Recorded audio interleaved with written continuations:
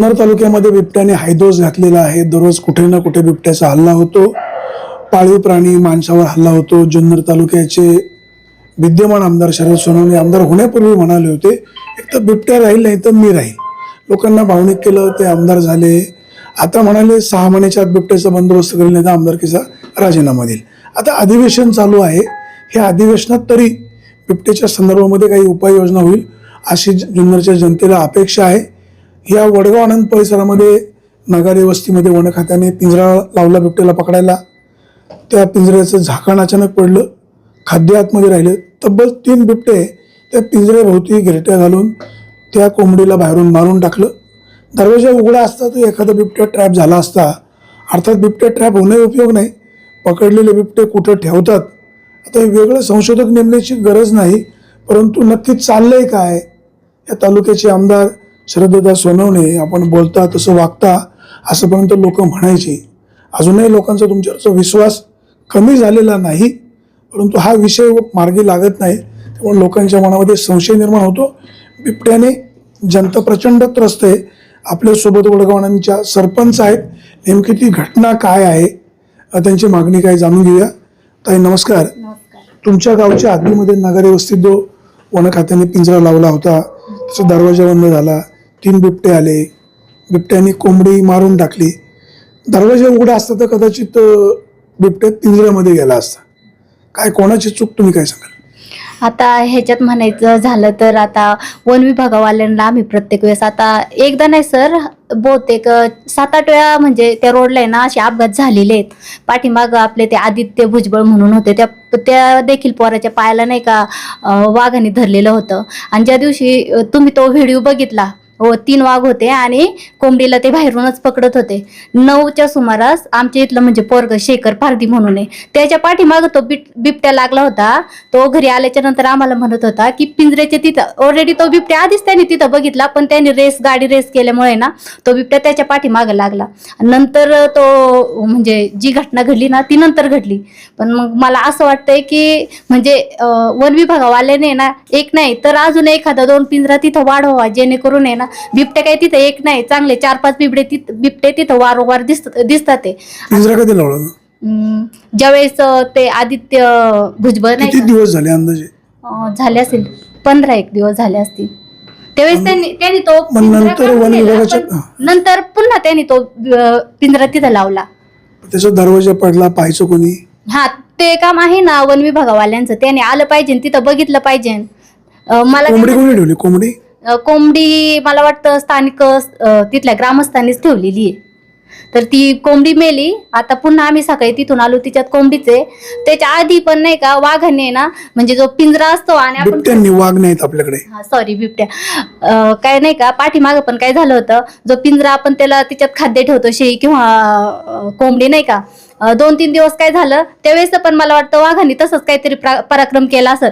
तो जो आपण ती जाळी ठेवतो ना ती बरेच अशी लांब ती वाघांनीच वडीत नेली असावी, असं मला म्हणजे बिबट्यानीच वडत नेली असावं असं आम्हाला वाटतंय. कारण ये जा करायचा आमचा रस्ता तोच आहे, आम्ही जाऊन प्रत्येक वेळेस बघतोय तिथं. जुन्नर, आंबेगाव, खेड, शिरूर या 4 तालुक्यामध्ये आतापर्यंत 55 पेक्षा बळी गेलेत. जुन्नरचे आमदार शरद सोनवणे ह्या विधानसभा निवडणुकीच्या अगोदर म्हणाले होते, आता हल्ले बस झाले, एक तर बिबट्या राहील नाही तर मी राहील, बिबटमुक्त तालुका मी करणारच. आमदार होऊन 1 वर्ष झालं, बिबट्याचे हल्ले होत आहेत, बिबट्याची संख्या वाढली. काय तुम्हाला वाटतं आमदार सोनवणेकडून काय अपेक्षा? नाही, त्यांनी जसं म्हणजे प्रतिक्रिया दिली तसं आमदार साहेबांनी केलं पाहिजे ना. बिबटमुक्त शब्द पाळला पाहिजे. तुमचा आवाज बारीक का झाला? नाही केलं पाहिजे जसं आमदार साहेबांनी शब्द दिलता तसं बोलतात तसं वागलं पाहिजे. शब्दाचा पक्का माणूस आहे, हा बरोबर, शब्द पाळला पाहिजे असं तुम्हाला म्हणायचंय? हो बरोबर, म्हणायचंय ना. आता तुमच्याकडे जी विकासाची कामं चालू आहेत, नगाराच्या वस्तीचा जो रस्ता तो आहे, मध्यंतरी राहिला, बेनके साहेब इथं आले आमदार असताना, तो मार्गी लावला. दुसरा एक रस्ता आहे, ठेकेदार टोलवाटोलवी करतो, निधी नाही असं म्हणतो, तो नेमका विषय काय तुम्हाला माहित नाही? तुम्ही सरपंच आहे मॅडम, काय आपल्याला खरं लोकांपुढे मांडायचे. ठेकेदार आपला दुश्मन नाही, नाही, मॅडमला चांगल्या प्रकारे बोलते. नॅशनल हायवेपासून जो पात्रवाडीपर्यंत जो रस्ता आहे ना, आता बरेच दिवस झाले त्याच्यावरती खडीकरण झालेले आहे, डांबरीकरण झालं पाहिजे. पण प्रत्येक वेळेस म्हणजे नाही का बेल्लेकर जे आपले ठेकेदार आहेत त्यांना जर आपण कधी म्हणजे ठेकेदार बेल्लेकर हे त्याची तुम्हाला कन्फर्मेशन आहे, खात्री का? हा, नाही त्याचे पाहिलं तुम्ही कोटेशन वर्क ऑर्डर? नाही, ते मी नाही बघितलं. कदाचित ते पोट ठेकेदार असतील. नाही, त्याची नाही, काही नाही. बरं, अडचण काय? नाही, ते म्हणतात ना प्रत्येक वेळेस फोन केल्यावरती निधी उपलब्ध नाहीये म्हणून. मग डिपार्टमेंटला विचारायचं, तालुक्याच्या आमदारांशी बोलायचं. तुम्ही या गावचे सक्षम सरपंच आहेत, एक कार्यक्षम आहे. विचारू ना. आता तुमच्याकडे कचऱ्याची समस्या खूप नेहमी चर्चेली जायची, अनेक वेळा त्याच्या आम्ही बातम्या करायचो. बाहेर एक तुम्ही बोर्ड लावलेला आहे की कचऱ्याचं टाकण्यासाठी कोण दानशूर व्यक्ती असेल तर आम्हाला जागा द्या. विषय मार्गी लागला? आमचा विषय बऱ्यापैकी मार्गी लागलेला आहे. आम्ही भाडेतत्वावरती इकडं वरती काय जागा घेतलेली आहे. इकडं वरती तुमचं गायरान क्षेत्र नाही का? गायरान क्षेत्र आहे, पण आता तिथं पण कचऱ्यासाठी आता इथून पाठीमागं पण भरपूर वेळा म्हणजे मागणी केली असतात. तिथले स्थानिक ग्रामस्थ ते विरोध करतात ना, आणि मग आम्ही आता भाडेतत्वावरती हे घेतलेली आहे जागावरती. मग आमचा कचरा झाले 2 महिन्यापासून कचरा चालू आहे आमचा. आता माझा कुठलाही राजकीय पक्ष नाही, मी एक बातमीदार आहे. तर माझ्या मनात कोणाबद्दल तरी एकाबद्दल असतेच, ते पण मी सांगणार नाही. आता जिल्हा परिषद निवडणूक पुढ्यात आहे, चर्चा तर होत राहते. विजय कुराडे, रवी डावखर, बंटी कोकणे, मयूर पवार, नंतर मंगेश अण्णा काकडे, हे 4-5 जणांच्या नावाची चर्चा होते. तुम्ही यापैकी कोणाला ओळखता? विजय कुराडे. विजय कुराडे कसं आहे त्यांचं काम? आहे, चांगलं काम आहे त्यांचं. होईल का विजय? आता ते जनता ठरवेल ना. तुम्हाला काय वाटतं? माणूस चांगले आहेत, ते काम चांगले करतात, काम वगैरे चांगले आहेत त्यांची. तालुक्याचे आमदार कोण आहेत? शरद सोनवणे. कसं आहे त्यांचं काम? ते पण चांगले आहेत, त्यांचं पण काम चांगलं आहे. खासदार कोण आहेत? अमोल कोल्हे. हे ग्रामपंचायतीचे ग्रामसेवक. आता अनेक वेळेला आपण पाहतो ग्रामसेवक वेळेवर न येणे, लवकर जाणे. कुठं चाललो मिटिंगला जातात, कुठे माहीत नसतं. डायरी मेंटेन करत नाही, सदस्यांशी नीट बोलत नाही, सरपंचांशी सुद्धा डायलॉग करत नाही. तुमच्या गावच्या ग्रामसेवकांचं कामकाज कसं?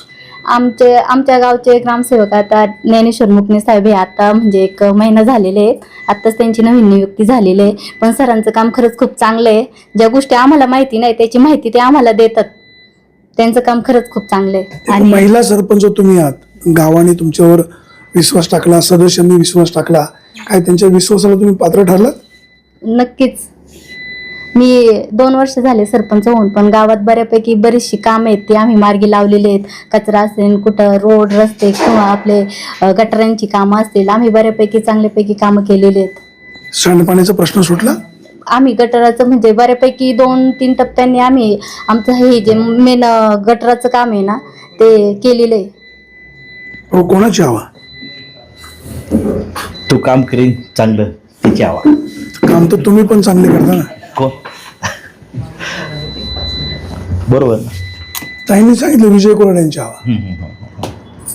बघू अजून लय गेली तर जायचं, लय पोला खालून पाणी द्यायची. सगळे प्लेस लागलेत, सगळे लागू द्या. असं आपण वडगाव आनंद या पंचायतीमध्ये यासाठी आलो होतो की या गावच्या हद्दीमध्ये जो बिबट्याला पकडण्यासाठी पिंजरा लावला होता, तो पिंजरा ज्या पद्धतीनं लावला त्याच्या बाजूला दुसरं खाद्य ठेवण्याचा पिंजरा बाजूला पडला आहे. पिंजऱ्याचा दरवाजा बंद झाला, बिबट्या बाजूला घिरट्या घालतोय, त्यातलं कोंबडी मारून टाकली, बिबट्या आत जाऊ शकला नाही. म्हणजे वन खात्याचं कारभार कसा ढिसाळ आहे. गावठी भाषेमध्ये एक म्हणे, वरमाई शिंदळ तर कालवऱ्यांचं काय. या तालुक्याचे आमदार, या विभागाचे खासदार, वन खात्याचे प्रमुख हे सगळे वरमाई आहेत. आता कलवरे खालचे अधिकाऱ्यांनो चांगलं काम करा, आणि जे प्रमुख आहेत त्यांनी सुद्धा लक्ष द्या. तालुका बिबट्याच्या समस्येने प्रचंड ग्रासलेला आहे. लोकांचा उद्रेक प्रचंड आहे. एखाद्या दिवशी हा लोकांचा अधिकचा उद्रेक वाढला तर अधिकाऱ्यांबरोबरच लोकप्रतिनिधींना सुद्धा कोंडल्याशिवाय राहणार नाहीत. आपण दखल घ्याल अशी अपेक्षा. सुरेश वाणी, विघ्न टाइम्स, वडगाव आनंद.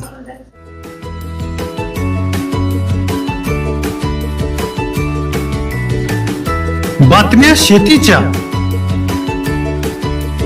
बातम्या मातीच्या, बातम्या अन्यायाच्या, गुन्हेगारीच्या,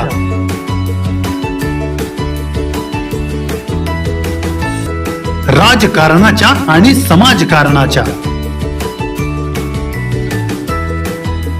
शोषणाविरुद्ध बुलंद आवाज, जनसामान्यांच्या हुंकाराची गाज, सत्कार्याला प्रोत्साहन, दुष्कृत्याला अनुशासन, निर्भीड, निस्पृह, सडेतोड, बेधडक आणि रोखटोक म्हणजेच विघ्नहर टाइम्स. शोध बातमीचा, ध्यास सत्याचा. आपलं चॅनल, आपली बातमी. सबस्क्राईब तर कराच, पण बेल आयकॉनवर क्लिक करायलाही विसरू नका.